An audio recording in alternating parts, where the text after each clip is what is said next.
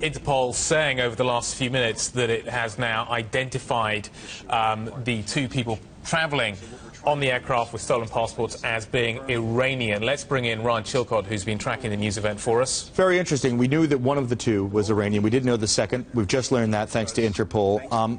But Interpol is also saying that they're probably not terrorists. We knew that the one who had already been identified as Iranian was a 19-year-old kid who the authorities believe was actually just trying to sneak in on that stolen passport into Germany. His mum was waiting for him. That's right. They've been in contact with his mother. I mean, we shouldn't be making light of such a tragic matter.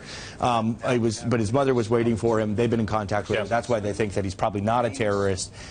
For some reason, they haven't told us why. They don't think that the second Iranian on the plane was a terrorist either. So they're looking at a lot of different things, none of which, to be honest, really explain how this plane went down, including human trafficking, smuggling. That doesn't tell us how a 777 disappears. Completely disappears. At the same time, sorry.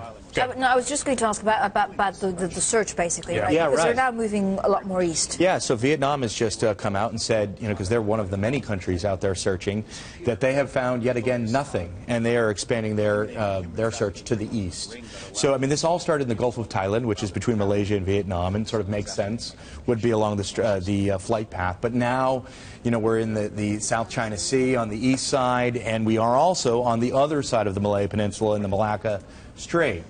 Why is the big question. Before this Interpol press conference began, the civil aviation chief was talking to reporters. This is about 45 minutes ago, and he said quite cryptically, there are some things that I can't tell you in relation to why they are now looking where they are looking. It looks like, and this is conjecture, that this plane may have taken a change of course. The Vietnamese are also saying, and we're getting an update now from a Major General, Tuan, he is saying that they've found no objects, but they're putting additional resources there. They're putting extra choppers. Another 10 choppers are going to be put to work to try and locate any debris.